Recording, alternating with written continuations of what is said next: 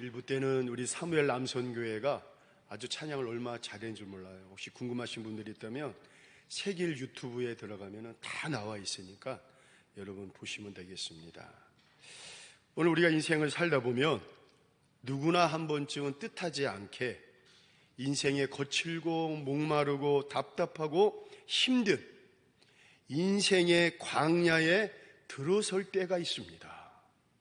그동안 아무런 문제 없이 순탄하게 잘 달려왔어요. 그런데 어느 날 그 잘 달려오던 길이 딱 하고 멈춰버리는 거예요. 늘 언제나 내 앞날에는 밝게 빛나는 태양만 비친 줄 알았는데 언제부턴가 갑자기 내 인생의 앞날이 어두워지고 발을 디딜 수 없는 혼돈과 침묵의 시간이 밀려올 때가 있습니다. 모든 것이 그동안 술술술 잘 풀렸는데 어느 순간 뜻하지 않는 인생의 질병이 찾아옵니다. 믿었던 사람의 배신을 경험하기도 합니다. 소중한 사람과 이별을 합니다. 그로 인해 상실을 맞이하고 마음속 깊은 곳에 우울과 공허함에 빠지면서 내가 그동안 쌓아왔던 모든 것이 무너지는 내면의 붕괴를 경험할 때가 있습니다. 그 순간 우리는 자연스럽게 이렇게 질문할 겁니다. 하나님, 도대체 왜 나입니까? 왜 나한테 이런 일이 일어나야 됩니까? 기도해도 말씀을 읽어도 상황은 여전하고 심지어는 하나님이 저 멀리 계신 것처럼 느껴질 때 우리는 더욱 낙심하게 될 것입니다. 근데 사랑하는 성도 여러분, 그 질문에 대한 하나님의 대답이 오늘 본문 로마서 5장 3절에서 5절에 있습니다. 성경은 이렇게 선포를 합니다. 사랑하는 아들아, 사랑하는 딸아, 환난은 인내를, 인내는 연단을, 연단을 소망을 이루는 줄 알지 못하느냐, 그렇게 말씀하고 계십니다. 여러분, 하나님은요 우리에게 인생의 고통을 주시기 위해 인생의 광야를 허락하신 분이 아니십니다. 오히려 그 고통을 통해 우리를 더 깊은 믿음으로 이끌어가고 계십니다. 우리의 모난 것, 우리의 거친 것, 이거를 지금 하나하나 다듬고 계십니다. 그래서 하나님의 사람으로 온전히 만드시기 위해 우리를 지금 그 길로 이끄시는 거예요. 그래서 광야는 저주가 아닙니다. 광야는 하나님의 연단이 시작이 되는 자리이면서 동시에 소망이 새롭게 심겨지는 믿음의 학교입니다. 그래서 광야는 죽음의 길이 아니라 우리를 정금같이 단련하여 생명의 길로 이끄시는 하나님의 은혜 축복의 통로입니다. 눈에 보이는 것은 절망할 수 있어도 하나님께서 보시는 것은 우리 안에 자라고 있는 소망의 싹을 보고 계십니다. 그러므로 오늘 이 시간 혹시 여러분들 중에 광야 한가운데 계신다면 나는 아니야, 나는 지금 잘 살고 있어, 너무 편안해. 아닙니다. 여러분, 저도 지나간 인생을 뒤돌아보니까 광야를 수없이 지나간 것 같아요. 광야가 없으려만 조려만 왜 이렇게 광야가 끊임없이 오는 줄 모르겠습니다. 여러분, 인생의 광야는요 누구든지 옵니다. 언제든지 옵니다. 반드시 오더라고요. 자, 그렇다면 오늘 이 말씀을 통해 그 광야의 의미를 새롭게 발견하시고 하나님의 연단을 통해 반드시 소망으로 이어지는 그 은혜의 길로 함께 나아가시기를 이 시간 주의 이름으로 축원을 드리겠습니다. 자, 첫째로 한번 읽어보겠습니다. 큰 목소리로 시작. 광야는, 자, 부문은 이렇게 말합니다. 환난은 인내를. 여기서 말하는 환난은요 단순한 스트레스나 피곤함이 아닙니다. 이 단어는요 원어로 짓누르다, 숨이 막힐 정도로 짓눌러가지고 압박이, 숨이 확 멈춰지는 거예요. 여러분, 살다 보면 사람이 나를 확 짓누릅니다. 물질이 나를 확 짓누릅니다. 질병이 나를 확 짓누릅니다. 사람과의 관계 속에서 나를 확 짓누릅니다. 너무나 힘들어가지고 확 내가 숨이 멈춰질 것 같아요. 아무리 기도해도 응답이 없고 하늘이 닫힌 것 같기도 하고 정말 더 이상 버틸 힘조차 남지 않았을 때 그때가 바로 성경이 말하는 여러분 환난입니다. 환난. 근데 놀랍게도 여러분, 하나님은 그 환난을 통해 우리 안에 인내라는 귀한 선물을 심으신다고 말씀하고 계십니다. 여러분, 성경이 말하는 인내는 그냥 참고 견디는 게 아닙니다. 인내, 휘포모네, 그냥 버티는 것이 아니라 여러분, 믿음으로 버티는 능력입니다. 아무것도 보이지 않지만 하나님이 살아계심을 믿고 붙드는 것, 그게 바로 성경이 말하는 인내입니다. 히브리서 10장 36절 한번 읽어보겠습니다. 시작. 너희에게 인내가 필요함은 너희가 하나님의 뜻을 행한 후에 약속하신 것을 받기 위함이라. 다시 말해 여러분, 하나님의 약속은 인내 위에 임한다는 것입니다. 요셉을 보세요.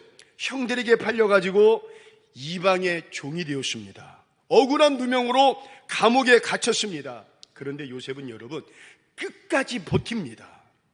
근데 단순히 그 요셉의 의지와 감정에 의해서 버티는 것이 아니라 여러분, 하나님을 붙잡고 버티는 거예요.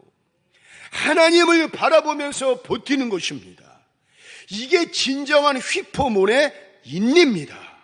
그런데 요셉은 그렇게 인내합니다. 결국 요셉은 그 인내를 통해 애굽의 국무총리가 되고 하나님의 놀라운 섭리를 이루는 주인공이 되지 않습니까? 다윗도 마찬가지입니다. 기름 부음을 받고도 오랜 시간 동안 도망자로 살아야 돼요. 산속으로 도망가야 돼요. 동굴 속으로 도망가야 돼요. 사람들에게 버림받으면서 눈물로. 그러나 다윗도 여러분 버팁니다. 그런데 그냥 버틴 것이 아니라 자신의 지식과 경험과 학문으로 버틴 것이 아니라 바로 여러분 그 순간에까지 하나님을 향한 믿음을 놓지 않고 하나님을 붙잡으면서 버텨냅니다. 이게 바로 인내입니다. 그런데 그 인내를 통해 우리 하나님은 다윗을 이스라엘의 가장 위대한 왕으로 세우시지 않습니까? 사랑하는 성도 여러분, 혹시 지금 여러분들 가운데 인생이 지금 너무 버겁습니까? 너무 힘이 들어가지고 기도할 힘조차 없지 않습니까? 그냥 모든 거 다 내려놓고 싶어요. 아니면 너무 지쳤습니까? 혹시 여러분 이런 분들 계십니까? 그러나 여러분 버티십시오. 도중에 포기하지 마시고, 도중에 에라 모르겠다, 세상으로 나가는 것이 아니라 끝까지 버티고 이겨내십시오. 자, 그런데 내 힘으로 버티지 못합니다. 내 힘으로 이겨내지 못합니다. 그래서 우리는 바로 그때 하나님을 붙들어야 됩니다. 바로 그때 하나님의 은혜를 구해야 됩니다. 그럼 내가 무너지는 그 자리에 하나님의 손이 임합니다. 내가 끝났다고 느끼는 바로 그 자리가 하나님의 새 일을 시작하시는 나의 인생의 새로운 출발점이 될 것입니다. 그러므로 사랑하는 성도 여러분, 스스로 이기려고 하지 마세요.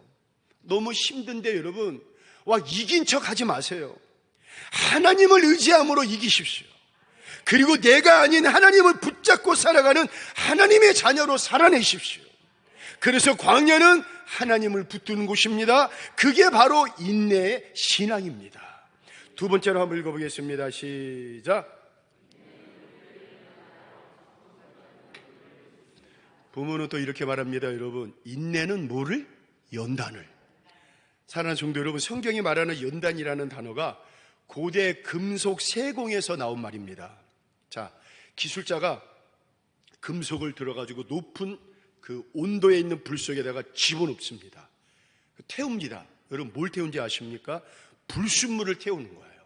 그리고 불순물을 다 태운 다음에 그걸 다시 꺼내가지고 망치를 들고 두드리고 또 두드리고 계속 두드려가지고 결국에 가장 단단하고 아름다운 형태로 만듭니다. 바로 그 작업이 연단이라는 거예요. 그런데 우리 하나님께서도 저와 여러분들을 그렇게 연단하십니다. 하나님은 우리를 사랑하시기에 때때로 여러분 우리의 불 속에 넣으셔가지고 우리의 자존심을 꺾으십니다. 그리고 우리가 세운 계획을 무너뜨리십니다. 사람에게 두었던 의지를 내려놓게 하시고 그동안 내가 의지했던 세상의 동아줄도 끊게 하시고 내가 그동안 의지했던 사람의 백그라운드 모든 것도 다 끊어놓게 하시고. 왜 그렇습니까? 우리를 완전히 무너뜨리시기 위해서 한 것이 아니라 우리를 다시 새롭게 만들기 위한 하나님의 연단의 작업입니다.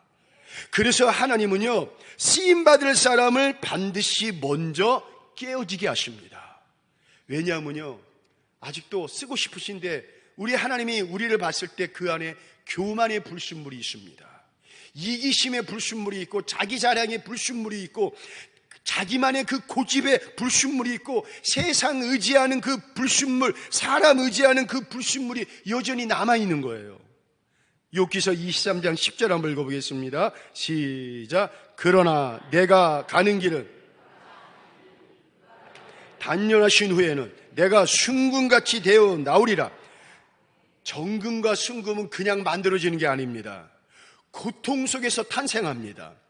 망치가 두드려지고 부서지고 깨지듯이 여러분, 부서지고 깨어지고 흔들리는 그 순간들을 거쳐야만 그 안에서 하나님의 거룩한 신성의 모습이 나올 수가 있다는 거예요. 우리는 종종 이렇게 묻습니다. 막 은혜 받았을 때, 하나님 나를 막 써주세요. 하나님 내가 준비되어 있습니다. 근데 하나님은 언제나 이렇게 우리에게 물어봅니다. 그렇다면 너는 지금 깨지고 부서질 준비가 되어 있느냐? 사랑하는 성도 여러분, 연단 없이 쓰임받을 수 없습니다. 연단 없이 사명도 능력도 주어지지 않습니다.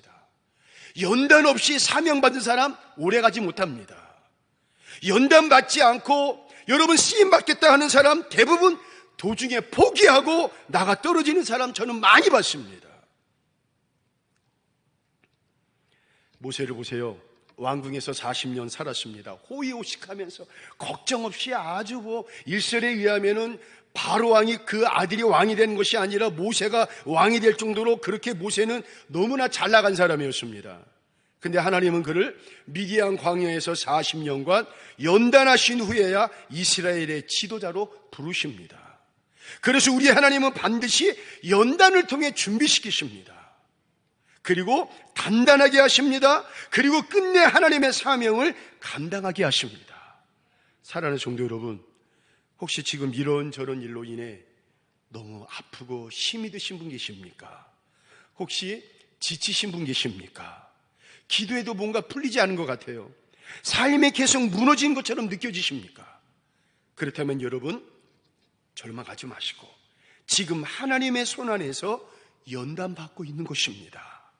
때로 너무나 힘이 들어 뜨거운 불 속에 있는 것 같을지라도 여러분, 하나님은 절대로 여러분을 놓지 않고 계십니다. 오히려 더 가까이에서 지금 다듬고 계시는 거예요. 그러므로 오늘 우리는 이렇게 기도해야 됩니다. 하나님, 이 아픔 속에서도 주의 손길을 믿습니다. 불 속을 지나더라도 주님께서 나를 새롭게 하심을 나는 분명히 믿습니다. 이 순간을 통해 제 안에 있는 교만이 깨어지게 하시고 두려움과 의심과 욕심, 나의 교만과 특별히 나의 자존심까지도 모두 태워주시고 오직 주님 닮은 사람으로 새롭게 나를 빚어주시옵소서. 여러분, 연단의 시간은 때로 길고 고통스럽지만 그 안에서 하나님의 사람으로 단단하게 세워질 것을 여러분 믿으시기를 주의 이름으로 축원합니다. 바로 그 순간 여러분의 심령 깊은 곳에서는 세상이 줄 수 없는 강력한 믿음, 강력한 능력, 강력한 역사가 지금 자라나고 있다는 거예요. 바로 그때 연단은 우리 인생의 끝이 아니라 은혜의 시작임을 깨달으시기를 주의 이름으로 축원을 드리겠습니다. 세 번째 한번 읽어보겠습니다. 시작. 연단 끝에는, 자, 본문은 마지막으로 이렇게 선언합니다. 연단은 소망을 이루는 줄 알미로다. 소망이 우리를 부끄럽게 하지 아니함은 우리에게 주신 성령으로 말미암아 하나님의 사랑이 우리 마음에 부음받음이니. 사랑하는 성도 여러분, 연단의 마지막에는요 반드시 소망이 피어납니다. 하나님께서는 우리를 연단으로만 끝내지 않으십니다. 연단의 시간은 때로 아프고 또 길고 때로는 왜 이렇게 이해할 수 없는지, 아니 왜 하나님 왜 납니까? 나 그동안 잘해오지 않았습니까? 나 그동안 최선을 다해서 살아오지 않았습니까? 나 정말 믿음대로 산다고 하지 않았습니까? 그런데 하나님 왜 나에게 이해할 수 없는 연단을 주십니까? 여러분, 그러나 아닙니다.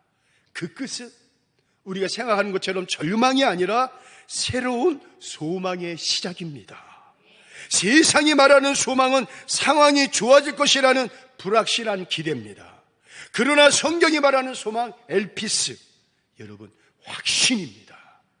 그리스도의 보혈로 보증된 약속입니다. 결코 흔들리지 않는, 결코 무너지지 않는 하나님의 사랑 안에 뿌리 내린 하늘의 확신입니다. 그러므로 고난이 왔을지라도, 연단의 시간이 길어졌을지라도 세상이 그런 우리를 향해 손가락짓하고 이야기하고 말한다 할지라도 여러분 부끄러워하지 마세요. 실망하지 마세요. 그리고 도중에 절대로 포기하지 마세요. 왜 그렇습니까? 바로 그때 우리 안에 성령께서 하나님의 사랑을 부어주시기 때문이십니다. 하나님의 사랑은 연단 속에서도 우리를 떠나지 않고 오히려 고통의 깊이만큼 우리의 심령 깊은 곳에 더 뜨겁게 부어지는 하나님의 사랑입니다. 그래서 그 하나님의 사랑은 질병도 이길 수 없는 사랑, 그 하나님의 사랑은 실패도 삼킬 수 없는 사랑, 그 하나님의 사랑은 외로움도 파괴할 수 없는 사랑, 심지어 그 하나님의 사랑은 죽음도 끊을 수 없는 영원한 하늘의 사랑입니다. 그래서 바울은 또 이렇게 고백합니다. 로마서 8장 38절 39절 한번 읽어보겠습니다. 시작. 내가 확신하노니 사망이나 생명이나